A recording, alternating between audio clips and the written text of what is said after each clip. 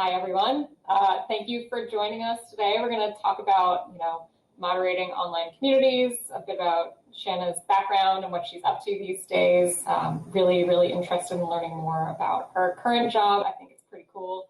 And then anything else that, might come to us. So please feel free to drop any questions that you might have in the chat, and we'll answer those as we go.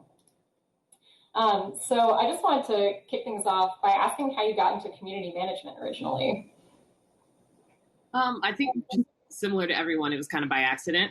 I had gotten my undergrad degree in music therapy and my master's in special education. And while I was getting my master's, I ended up finding my last company. It's called Her. So if I say finding her, it's a company, not a person.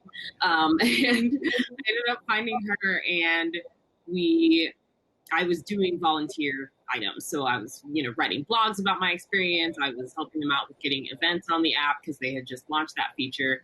And then when I came home from my degree program, I had torn my ACL. So I spent a year basically like recovering, but I couldn't work because I worked with kids and I was a liability. And so I was doing more stuff for her. And then when I eventually moved to my last music therapy job, in between that, I started working part-time at Her. And a lot of the work that I was doing was connecting with people, was building these community spaces before we officially had a community space inside the app. And then 6 months into that previous role, I got offered a job at Her to come in and do community, and before they had launched the community. So I ended up coming in and having to dive in head first to learn how the community was built, how it was launched, what I was measuring. It was like a community crash course. And so that's how I initially got into community management. That's awesome. So I guess, it seems like you were doing a little bit of moderating beforehand as well.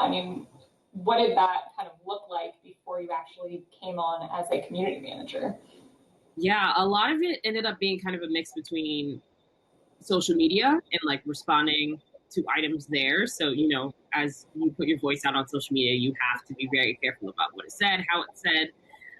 So it was a lot of that. And then thankfully with having a therapy background, it really helped to be able to just like engage with different types of people, understand not the ways, how would I phrase this? In the ways that I can say it in multiple different ways so that people can understand in that essence. And then started to kind of see what was happening in the app, because there was a feed, but nobody was watching it. And I don't think our users even knew it was really there. So there was a very, very small chunk of users who were on there. So I didn't have to, besides social media moderation, I didn't have to do as much. And then once we got in, it was the moderation piece came naturally because so many people already attack the LGBTQ+ community. They troll it. They're just all the things. So I knew that was going to have to be a priority when we were getting ready to do our rebrand and then launch in the community. So that was where my focus took me.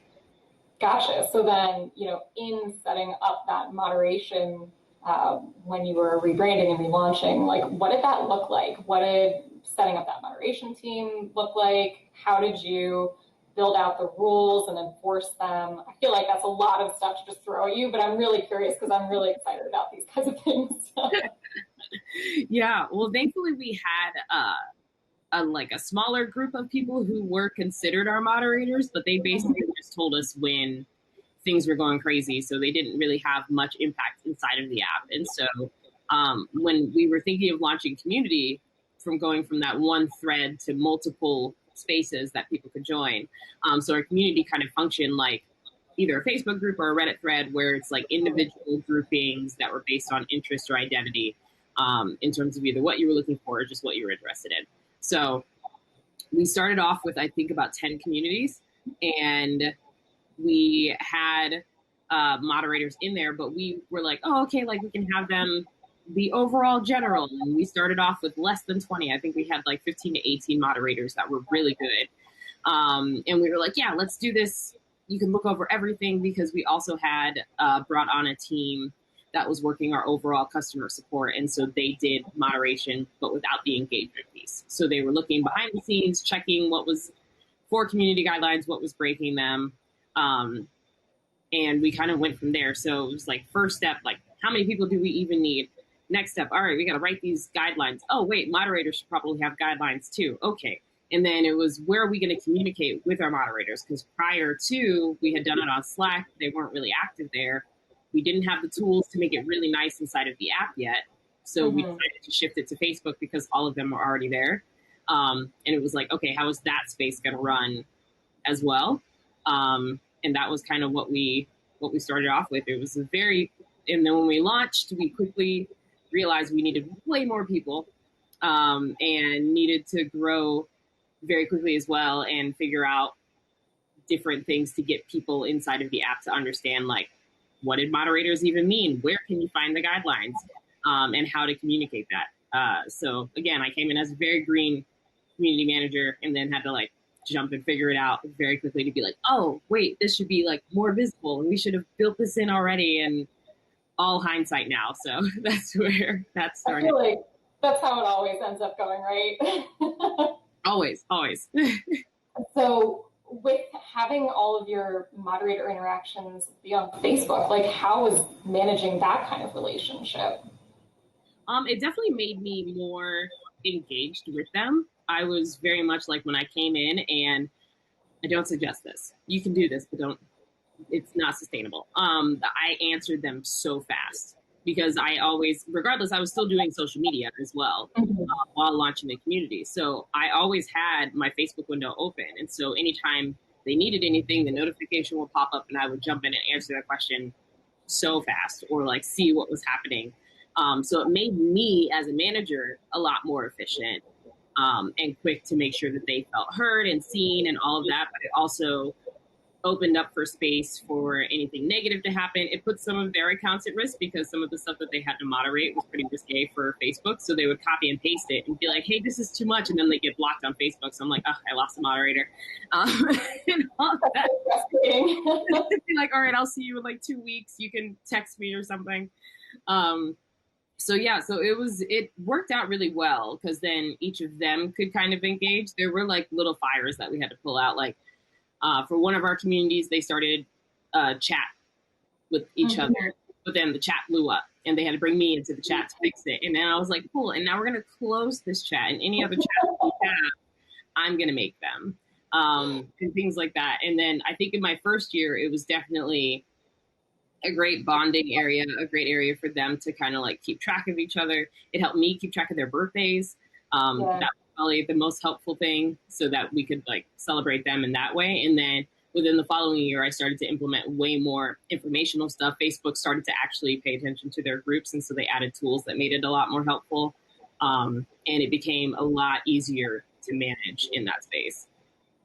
That's really interesting. I never really think of Facebook as a platform for that sort of relationship with moderators. I guess obviously my experience was a little different with Reddit, and everyone was already there and had IRC and, Discord and Slack groups and whatnot. But I feel like it almost feels like you built your own little community of moderators on Facebook.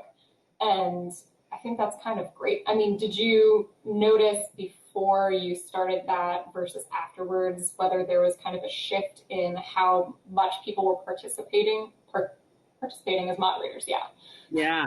I definitely saw a difference, but I didn't notice it. I didn't like take it to anything. I was just like, oh, okay, great. Like, this is working. They're engaging in this. And it wasn't until like a few months after that my boss was like, oh, they're engaging way more than they did in Slack when we had them there before. And it was kind of one of those things where I think on more professional sides of moderation, or in these companies where you can put together the Discord and the Slack, it's like these are spaces that they're used to. But on a more social app, you need to be on a social platform. And it was a lot easier to be on Facebook because that was a space that they were already living. And if they were on Slack, it was like a whole new app to then have to go back to another app. And it's like, it's the same steps as going on Facebook and then going into her. But for some reason, that mental capacity for them to have to download something else and get on there and do the onboarding, they were just like, no, I don't want to do this. So then when we got on Facebook, and they were just like, oh yeah, well, I'm already here. This is amazing. And it just made it better for them. And I was like, whatever, if that works for you, then it works for me. And that's what we can do. That's awesome. So I mean, what were kind of the struggles of building and managing that kind of moderator team? Balancing their wants with what we could build. Especially because in the app, like we weren't, it was a battle with our product team to get tools and things built in. And so I'd put out ideas and then it'd be like, all right, well, that's not a priority right now. So we have to work on it. And it's just like, okay. So then it's like, how do you communicate that? We didn't have a really great communication process when we started to pass along updates and what was new happening in the app. We didn't have a good space for them to share ideas. All of these were fixed, by the way. So I'm listing all of these things that we did fix, and all of that. And yeah, it was, and then it was just making sure that like they felt safe and protected as well, because we did have some really aggressive personalities inside of the app, and we wanted to be sure that they felt supported, that they felt safe, what was the right amount of communication, what was too much communication. And then as we got further along, it was how am I going to wean them off of relying on me to then be able to rely on each other. That's great. I see we have some questions that are starting to come in that are related to this. So how did you decide your moderators, who they were going to be? Were they volunteers? All of our moderators are volunteers. We initially were able to, on our like data side, kind of see some people who were engaged. When I initially did the call out, I did it inside of the app and did it through an interview process, where they would fill out like a quick survey that would give them like, what's your name, where you're from, 3 questions that were like scenarios, and just to see how they would respond. It's amazing how many people you can cut out of your interview process just based off of that, because they won't answer the questions. And it's like, if you can't take the time to answer 3 questions that aren't hard and didn't expect like a huge response, then cool, you're out. So that would cut it down like in half. And then you'd get the next group of, okay, let me reach out to these people. And then you have those people who respond. So you can not like 20 more percent. And then it's like, who actually shows up to the interview? So I hosted interviews when this initial process started, and they would be, initially they were 30 minutes. I was able to get them down to 15 because you can tell very quickly if that person is going to be a fit based on how they're answering questions, if they're very community oriented or if they're just like personal gain oriented, and if they're able to answer like common sense questions. And so once we were able to do that, then we brought them into onboarding and got them started. So that was how we decided. But we also had a previous group that were there. So we were able to pull from there. And if they knew anyone, we were able to get suggestions from them too. Awesome. Yeah, so Julia asks another question. How did you onboard the new moderators? What type of expectations did you have for them? And would they get anything for being a moderator? And like, for me, how long did that process take? Yeah, so each of my processes look very different. I'm going to tell you my final process because it's probably the best one. My first process is like, especially when we did like I explained this, where it was like my month of hell, where I sat and interviewed people every single day and then onboarded them individually, and never again will that happen. But for my onboarding, that ended up being my end process. I built out a Notion page. The Notion page had all of the information that they needed, as well as a training video that I recorded from one of my group onboarding sessions.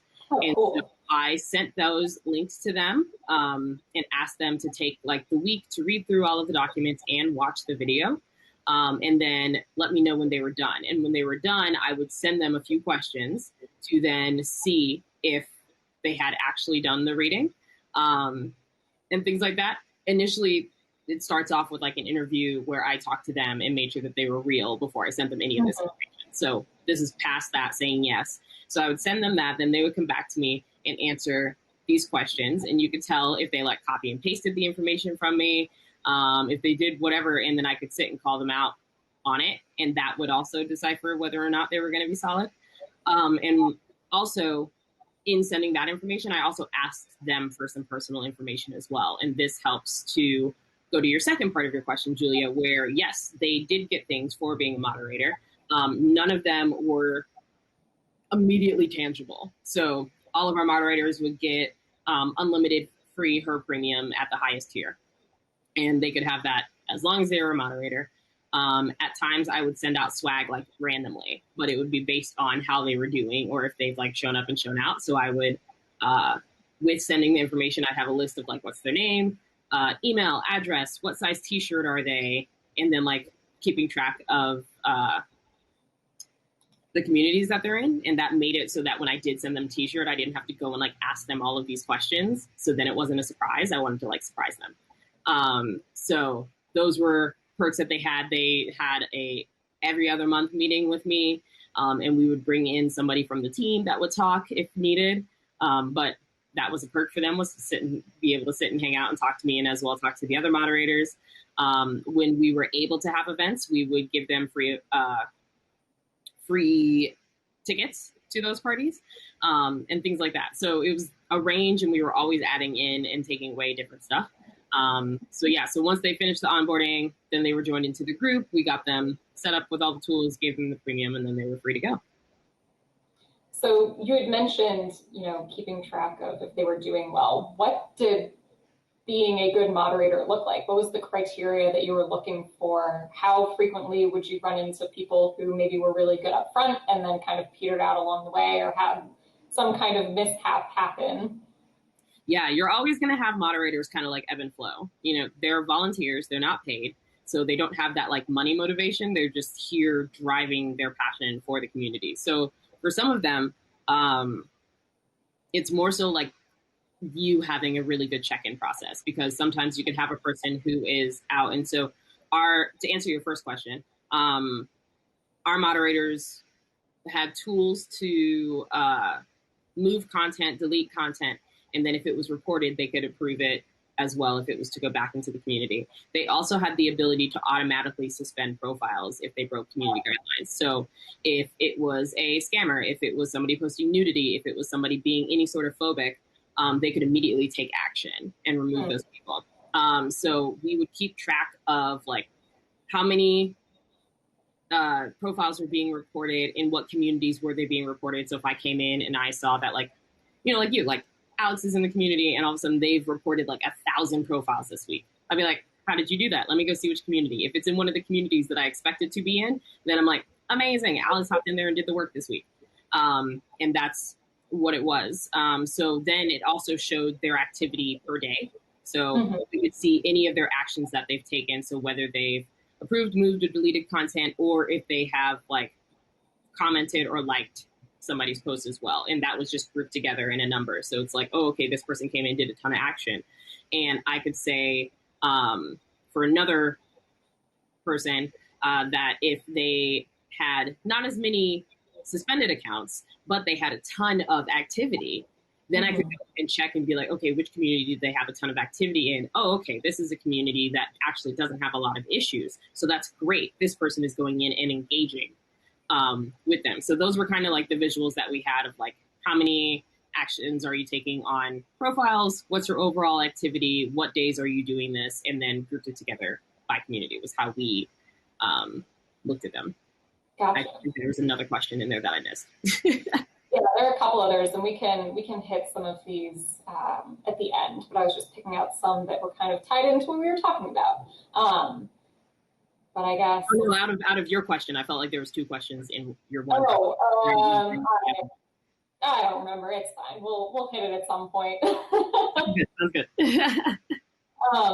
So I guess, with having these moderators and enforcing things, creating the rules, how frequently were you, revisiting the rules that you had in place? Did you talk with your moderators to make sure that what you had created actually made sense, that that's what they were seeing? How did that evolve over time? Yeah, when I first put out the guidelines, they were the first ones to read it, besides our internal team. So it was like internal team, our contractors, and then I sent it to them to see what they thought and if any of the phrasing was off or misunderstanding or anything like that. And so the great thing about the way that we brought in our moderators was very transparent.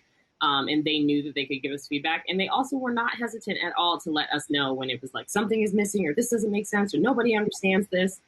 They're very quick to let you know because they're the ones in there maintaining the pulse on what's happening in the community. So if they're like, this is not clear or this needs to be more visible, then I am able to go in and review it. I was reviewing it every quarter anyway.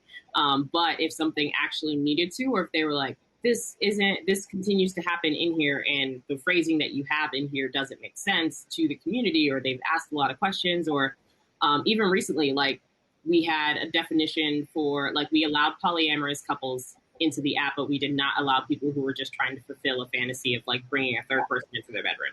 So then we had to like define that more clearly, because we were like, oh, if you're a unicorn, but then the definition of unicorn actively changed. So that was what happened as well. For Julia, since you're hopping off, just to answer your other question, they do know those perks when they are applying. May not know all of them, but they know that there are perks coming. So just so you know. Yeah. I think going to Melissa's question, I think this ties in really nicely, but how do you foster safety and trust in the community and with your moderators? I mean, obviously you show that you trust them by having them be one of the first people to actually take a look at your moderation rules and guidelines, but what other things are you doing to help foster that safety and trust? Yeah, it all comes with a lot of the training with the moderators first and foremost.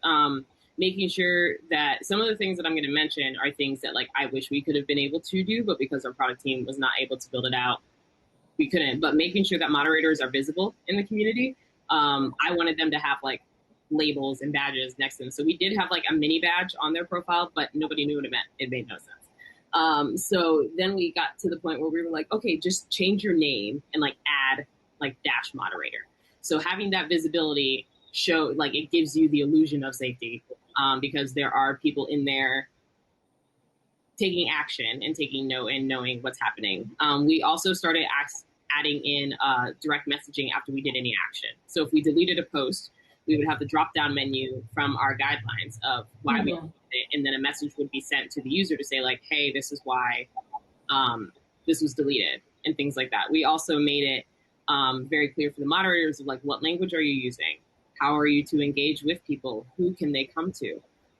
Every week I had a content schedule going out in our community, and every Wednesday I was updating the community on what we were working on, what we were focusing on, especially because we had a really bad streak of romance scammers for like a year. It was like they just would not go away, and because we don't have the money that Tinder or Bumble have to handle it, Tinder and Bumble are dealing with hundreds of thousands of those a day, but they are giving that like illusion of safety because they're just making it so that you're coming on and experiencing the app without knowing that there are scammers there because their systems are moving in the background. We hadn't gotten to that point yet, so we had to start like adding more messaging and adding more transparency about like, here are the steps that we're taking to handle this issue. So it's a lot of transparency, it's a lot of consistent communication, and it's a lot of providing the space for users to air their concerns, but also giving the messaging to your moderators so that they know how to respond.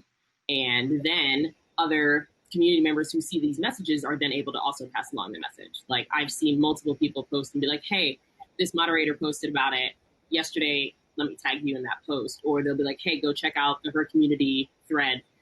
They just recently posted an update about this. And then the community is starting to do the work for you, which is really the ultimate goal. Yeah, seriously.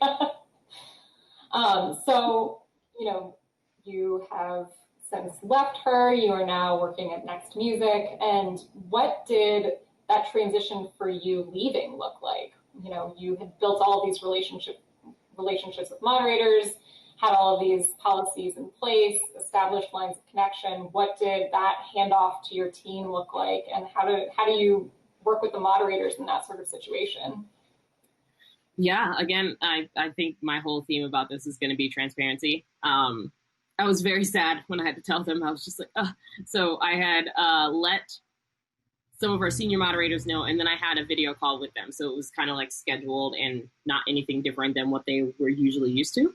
And I let them know on that call to say like, hey, there are some changes being made, and I want to let you know that I am also leaving the company. I am taking a new role doing all of this. And they were so supportive. I didn't know which way it was going to go. I was like, it's 50-50. Either they're going to like blow up and be like, I'm out. Like, I won't do this with anybody else. Or which was the goal that I had was like, you have gotten to the opportunity where you all can function on your own, but you're going to have a person that's like in the company to help you. So you all have the ability, and just because it's not going to be me, you know what basics and the groundwork and the foundation that we have set up.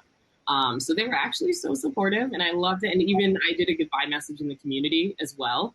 So it was like we did like a whole plan of like, who are you going to tell? Who are you going to tell in the company? What are you going to tell them? Who are you going to tell on the moderation team? What are you going to tell them? And how are you going to tell the community? And what avenues we're going to do. So it was a whole, like, as a community manager, it's like you have to plan an offboarding plan as well, especially if you're leaving your company on like a positive note. So you have to kind of create that plan to just continue to be transparent and let them know what you're doing. Some of my moderators asked to like keep in touch, which was really sweet, and all of that. So I just made sure that it was like, you know what's happening, you know what day it is, what do you need from me before I go? And I made sure to like accomplish that. Like, do you need this video updated? Do you need this article fixed? What can I do before I go? And so I made sure to do all of that before I left. So yeah. Yeah, I feel like it's really important to have that set up because I just don't want to leave people floundering. You've built that relationship and that trust where people can turn to you, and making sure that they actually know, like, oh, there's this other person who you can turn to now is really important. Mm-hmm. Yeah, and we brought that other person in like a week and a half before I left as well. Oh, so wow. I started getting used to, I actually timed this out really well where it was like, I had brought them on and then I went on vacation for a week because that was already planned before my transition out. So they got to go in for a week and they got used to them being in there. And then when I came back, it was like, all right, guys, like I have another 2 weeks of me, but we're going to tag team this. And then I'm going to continue to have my coworker who's taking this over be more prominent. And I'm just going to jump in every once in a while. So then they can go ahead and get used to it with how that change comes in. So yeah. So I know you haven't been gone for too long, but have you had moderators still reach out to you asking for help, even though you aren't there anymore? Surprisingly, no. They've only like reached out for like general like life updates. Oh, sorry, my street's lit all the time. But yeah, I was waiting to see, but that meant that I was very happy that that didn't happen. And that they were only just generally reaching out for like life stuff or like, hey, can you write me a recommendation for this and doing whatever. And I'm like, great, that means I left you with enough things. My coworker feels good and they feel good. And that's all you can hope for is that you left them with the tools to figure stuff out and that they haven't gone and changed too much that they feel like uncomfortable with it. Because if they had, then I would have probably gotten a blow up, but apparently they didn't. So I was very happy to see that. Totally. A successful offboarding. Yeah. So with your new company, I mean, I know that you mentioned that there's like a little bit of a community around it, but that things are still pretty up in the air and that's kind of what you've been brought in to figure out. And I would just love to learn, were you part of that community before you took this job? I mean, your background obviously in music and all of that feels very fitting. And I'm just really curious, like, how that transition happened, what moderation looks like right now, and what you're thinking about for the future.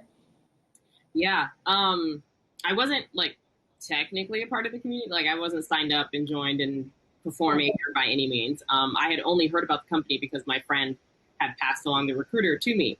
And then I got to go and check it out. And so it was really cool. I was immediately bought into what they were doing and how they were doing it, especially because I was like, this is like perfect timing for all of this to be happening. So just to give a high key summary, so Next Music is a live streaming platform for like rising artists. And we also have like different headliner performers that are really cool. Like In Vogue is going to perform soon and like 3-6 Mafia. And I'm just like, yes, ready. And all that. So we, when I came in, it was like they have great groups of people. So they have like a group of rising artists who are the people who are, it's basically like a gamified slightly platform and people come in and share love and that turns into currency, which helps artists be able to like live and work without being able to go to bars right now and things. But a lot of artists are on there and they can make like their living off of being on the platform. And so they have this amazing group of rising artists who've already basically created their own community within themselves. Like they collaborate together, they talk to each other, they're supporting each other on each other's live feeds, but they don't have a space currently to connect all together. They've created separate ones, but they don't have a space. And then there's the fans, and nobody's really taken the opportunity to look at the fans. Like, where are the fans coming from? Who are they? There are fans that, when I talked to the artists, found out that they have been on there their whole journey, and that artist has been on the platform for 2 years. So I'm like, talk about retention. Like, that's going to be easy to be. Like, get the person committed to the artist, they're going to stay. Like, there's my math. And so it was interesting to come in, and they were so much like, let's do artists. And I was so much like, let's talk to the fans. But unfortunately, their product can't work on it there. So it's, in terms of moderation, it's honestly non-existent. It's just that they have built this community space where they understand like what the behaviors are going to be. Like the artists are very engaging with the fans. It's kind of like this, like if they were on there performing and the chat's going live and they can see it. So they have set up spaces, like some of them have named their performances, like one calls it Chillsville, and they're just like, yeah, welcome to Chillsville, here's what we're about, and they basically do the moderation. Like they're like, we're here to relax, we're here to have fun, we're doing this, here's how you engage in the chats, da da da. And so I'm like, great, it's almost like the people who are making the platform are doing the moderation.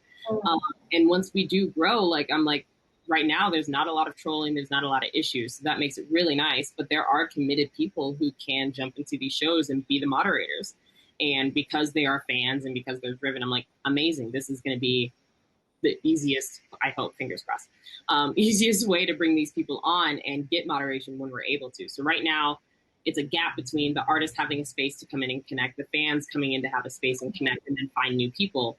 And it's going to be, how are we going to pull that together and build it out, is kind of what's happening right now. But we're currently building out the processes of communication, because that's kind of been a gap. So if they need to find an answer to a question, so we've just built out this really awesome website that's called the Green Room, and it has full updates for everything that's happening, what artists need to know, featured artists, shout outs. So we're bringing in all of these cool details that will then carry over into the community space when we launch that, hopefully in Q1.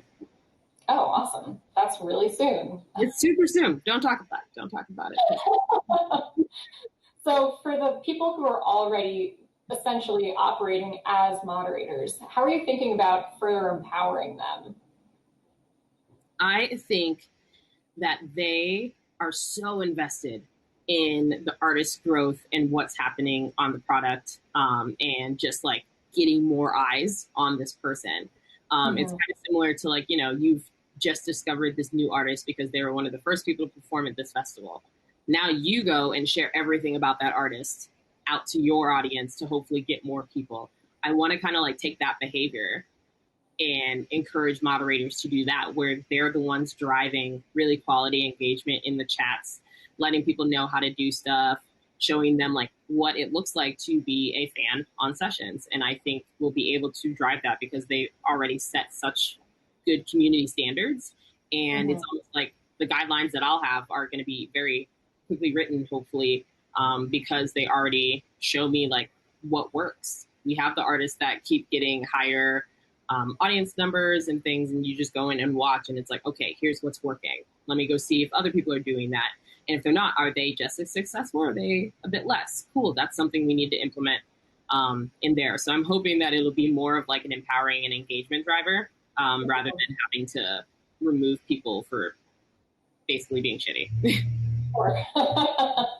Yeah, I think that's fantastic. Like when I think about creating rules and guidelines and, you know, enforcement policies for moderators, et cetera, like building towards your best users and your best moderators is like the goal, and that you have that ability from the get-go is so awesome. And I feel like it doesn't happen often enough. And I'm really excited to see how this works out, because I think this is a really neat opportunity. Thank you. Yeah, I am excited. When we're able to build that out, I'm very excited to get the ball rolling. I started writing my community strategy, and my boss was like, you got to chill. We can't take this much time to work on it. I was like, all right, fine. I'll just keep it. You just review it, and then I'll just keep adding to it later. Perfect. So like Do you have anything, like one top thing that you take with you wherever you go when you're building out these moderator programs? Or do you kind of tailor it for each specific company? Yeah, there are like, now I'm starting to be like, okay, here's the information I definitely want to have, and make sure that it's like, how am I communicating with my moderators? How am I able to engage with them? And how are they feeling empowered by knowing where to find information? Those are the top things. In terms of like what the rewards are or how they engage or anything like that, that's going to be catered to each place. But there's always tactics and things that you can like talk about. Like at her, I could be like, oh yeah, you could be a little bit more sassy, or you could do this, or all of that. But here I'm like, okay, you can probably be more informative and probably more this, rather than having sassy responses, because it's like, it's not technically a full social platform. It's, you know, it's a performance area. It's a mini concert. So let's figure out how to act at a show so that it's great for everybody. But there are definitely things that I'm like, okay, this is how moderators can prepare and feel prepared. And I think that's been the number one thing that I've had to test throughout the years, and that I feel pretty stable on and know that it's great for moderators to succeed. So, like, what piece of advice would you have for someone who is just kind of starting out, building out a moderation program, figuring out how they onboard people? Like, what are the things that are most important for them to keep in mind as they're doing this? Yeah, creating a space for your moderators to come in and ask and get questions answered. Making sure that they have tools to take action. It doesn't have to be like all of the tools, but at least enough that they can like quickly remove stuff or quickly communicate with people. Make sure those tools are available and just sell it to your boss. Like the last time I had to sell it to my boss was like as a PR thing, where I'm like, well, if you leave this comment up, it's going to blow up on social media and then you're going to have a PR issue. And that terrified my CEO. And I was just like, yes, that's going to be it. So making sure that they have some sort of tools, and then making sure that your onboarding process don't make it long. Don't make it a long thing. You're going to have people that come in and go above and beyond, and you're going to have some people who don't. So when you have those written moderator specific guidelines, you can hold that accountability of here's what we're after, here's what we're hoping to see from you, tell them what to do, so that when you go back and track their data, which would be the last thing, is to have some data available. So yeah, you have some insight into what they're doing.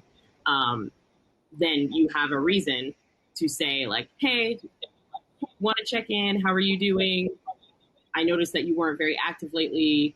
If you need to take a break from the program right now, or if this isn't your time, cool. And most people are going to be very open to that conversation, especially because they're not losing pay. You know, it's volunteer time. So you can have those conversations and refer back to your guidelines to do that. So yeah, that would be top things that I give.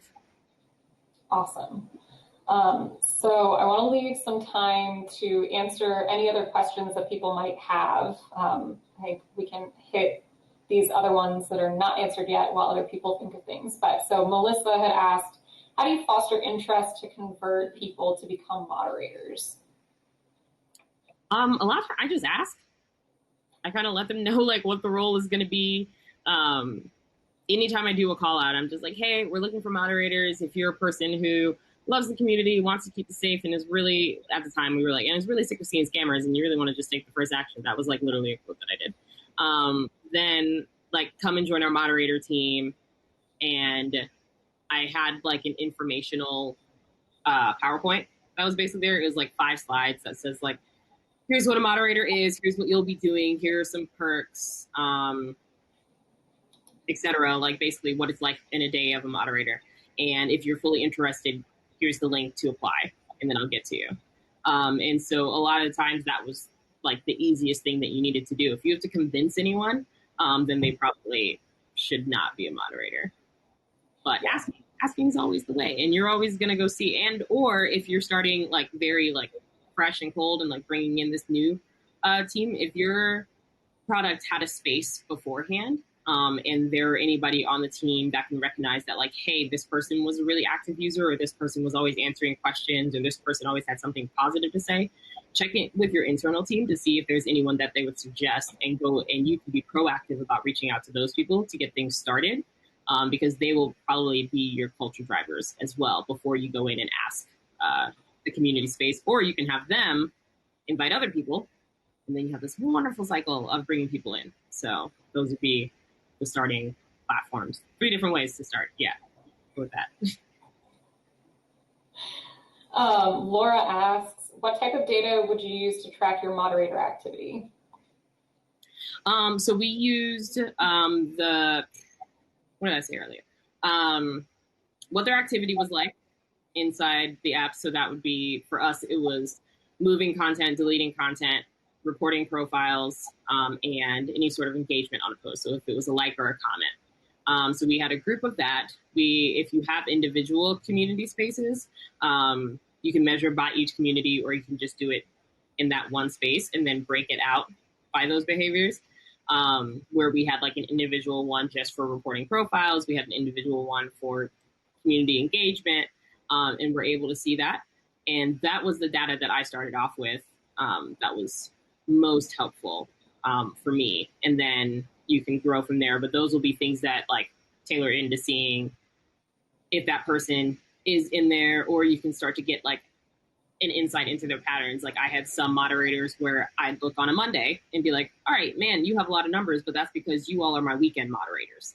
And then I have other moderators who come during the week. And then I start to notice their pattern rather than thinking like, oh, in total, you got 100 activity and this other person got 50 activity, but they're working completely different days, and things like that. So it kind of gives you the visibility without making the assumption that they're just not doing the work. I've got a couple that I just thought of. Do you ever find yourself having to like show the value that your moderators bring? I know, with your tracking data, obviously, but have there been times where coworkers or other teams internally have been like, we don't understand the value of why you have this moderation team. Why can't you just have community managers, or why can't you just do it yourself? Have you found yourself up against that ever? Absolutely. Especially when I had to do my first revamp when I got my moderator team from the 15 to 18 up to like 75. Mm-hmm. It took like a whole month to just do it. So that took away from other projects. And they were just like, is this worth it? And I'm like, when moderators are in here, X is better. Like our reviews are better. Our activity is better. The amount of time that scammers are in the app is less. And all of that. Thankfully, most of the company was very bought into it, but it was more so like the time that I was spending to grow the program. And I'm like, once we grow it, it's going to be a well-oiled machine and we're going to do this. But we started to see, especially my last few months at her, because they were giving such great feedback, because they were giving such great ideas, because of the things that they would catch so quickly, even before our behind-the-scenes moderation team. And it was like, this was found before this. Or like you compare the conversations in Facebook to Slack. And I was just like, actually, the moderator team has already handled this, but good on you. And those things that I was able to show. And once I started getting data, I was able to go in and be like, look what my free moderators are doing compared to our paid team. So then we were actually able to make a shift in the company around like how much time was going to be spent on the back end moderation, or could moderators just do it? And our team do that. So that was a really cool culture shift in the company as well, because they started to see these results. So sometimes it's definitely a battle, but then you bring somebody into one of your meetings or show them the ideas that they had, or seeing the actions that they're taking, then they can't really argue it. That's amazing. I feel like it's the dream. It's the dream, like being able to actually point to all of this particular data and actions. Like, this is why you should support community and our moderators or our ambassadors or whoever. When your company had that internal shift, was it then easier to work with the product and development teams to actually build out additional functionality and tooling? The first time, yes. Yes, which is why I made sure to get like all of the tooling asked for like immediately. And then it would take me back to like months, because it was like that key focus, amazing, like great. But aren't you good now? And it's like, no, give them this. And so even when I was trying to get like the moderator label, and they're like, that's not anything that we need to do. We have a solution. And I'm like, okay, but what happens if other people realize that they can change their name and then they become these fake moderators? So I put out scenarios and we were like, all right, let's test it and see what happens and all of that. So sometimes I still had to give in. But for the most part, I took advantage of like the one opportunity where I was like, what are all of the tools that you all want? And I asked them so many times that they were like, are you not writing down our answers the first time? I'm like, I am. I'm just making sure nothing has changed. Like, I just have to keep up to date. And so once that happened, it made, the moderators so much happier, and being able to get things fixed. And when stuff was getting updated, especially once we started getting them more involved with the communication on what was being updated on the app, what was happening, and I started that communication process, they felt way more knowledgeable and set, because it's like you want them to feel like they know what's going on. They're a level up from the actual community space. And when we were able to get that communication pipeline, it definitely helped. But there were still battles with our product team, even though they're like, yeah, it's valuable, but they can, they can wait because it only impacts them. And I'm just like, but it impacts the whole community, but we don't see it, but it's fine. All right. So that would be what would happen. So do you have any moderation teams or communities that have moderator setups that you draw inspiration from when you think about these? Any that you really, really like or that you've been a part of over the years? Yeah, I definitely leaned into like the Atlassian way of being. I talked to Erica Moss, their community manager there. She was like my guiding star in just about so amazing. I reached out to a bunch of moderators on Reddit because I knew that was like its whole internal process, and you all like give them tools, but then they like go and build it themselves. And I was like, all right, cool. Like I wanted to hear what was their inspiration, what tools did they appreciate the most, all of that. And they were very open to talking to me, which was nice because I was like, I'm just in your DMs asking you questions, but here you are. And they sent me back very detailed responses, which is great. And also great to see that it's like, that's what Reddit has built for people to just go and start that. So those two, and then, oh gosh, I'm blinking because there's an events page that like hosts events that does a really great job at moderating their live product. And I'm so blanking on this and I'm going to be very upset at myself for not being able to remember. But those were like the top three that I definitely looked at because it was all different forms of moderation, all different types of people. And it was really cool. And then I also reached out to moderators in Facebook groups, especially LGBTQ plus ones, to ask them basically the same thing. So while companies can go and build their stuff out and be like, great, amazing, like, yes, do this, I wanted to hear from the people who actively just started this on their own and grew from there. So it was definitely a lot of talking to Facebook and Reddit moderators. Nice. So the final question that I have before we wrap up is, with the rise of voice chat platforms for communities, moderation is going to be really interesting. And I feel like that's one of these hurdles that people are talking about, but not openly and not kind of as much as I think they probably should be. And so I'm really curious what your thoughts are on moderation of those communities, what the challenges are that are unique for them, and if you have any things that you thought about as like a solution for that, or if things are still, Yeah, I definitely think things are going to be like very up in the air for a while from that, because it's almost similar where it's like we still haven't really figured out how to like moderate videos yet either. And so we're taking the video aspect and like moderating a podcast is basically what it is. And with that, companies, I think it's going to rely heavily on companies actually having to switch their mindset and invest in moderation. And understand like the value that these people are bringing, because I think right now everybody has that like terrified Facebook mentality of people in cubicles not able to use the bathroom and doing all of that, when you can build out healthy moderation teams. And it may or may not always work with like the remote teams that are like based in like India and things like that for a lower price, because especially if your company is mainly based in North America, like they're not gonna fully catch all of like the Western English language of what people are talking about. And you can notice that just in like the writing ones. It's like they can sit and look at it, but listening to it auditorily, people's accents, people's slang, depending on where they are and things like that, it's going to become like an army. But it's also going to have to be a thing where your community has already set those boundaries and understand how to behave when you come in, so that when people come in and act up, because it's going to happen, there's enough action on the back end that people can take to get it removed quickly. Like there's going to have to be such an investment in community culture so that your community can then hold these people accountable and or take action. And those are going to be like the 3 steps that have to happen. And if companies don't, again, continue to commit to community and commit to these spaces and commit to building these tools, then they're setting themselves up for a very dangerous area.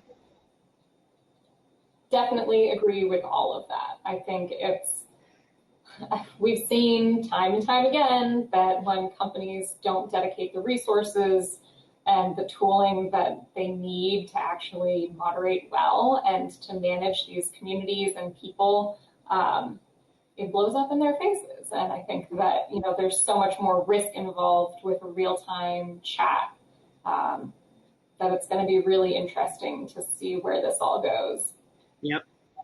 And we're going to have to probably like throw it back to like, even if they just bring back chat rooms and things like that, it's like we had way less tools in the early 2000s when chat rooms were totally a thing, and all that. But they were able to moderate it and manage it and do that. Like sometimes we just got to look back to look forward, and we can actively do that. But now it's like with AI stuff and things, it's like I'm slightly hesitant on the AI things. Like I think it's cool, but also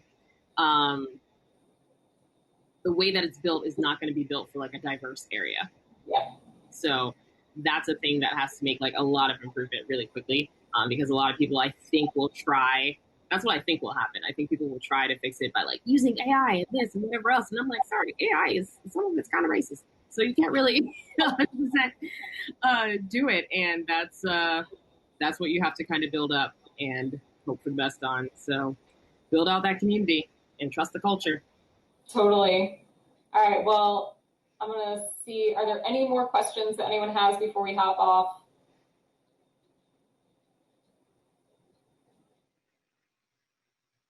I wish I had a cat here just to... I was like, I can get mine. He's sleeping. All right. Well, it seems like we don't have any more questions. So I just want to say thank you so much for joining us today and for sharing all of your experiences. I think that, the more that people learn about moderation and building these teams and understanding how to like reach out to people and empower them and structure things in a way where you can trust your users and they can trust you and work together harmoniously, it's going to be so important. And thank you to everyone who showed up for the event. Great questions. Hopefully we answered everything, but if not, please feel free to drop any additional questions in our forum thread, and Shana and I will be in there to answer anything that comes up later. Perfect. Well, I hope everyone has a fabulous day, and we'll see you around the community club. Great, thank you. Bye, everyone. Bye, everyone.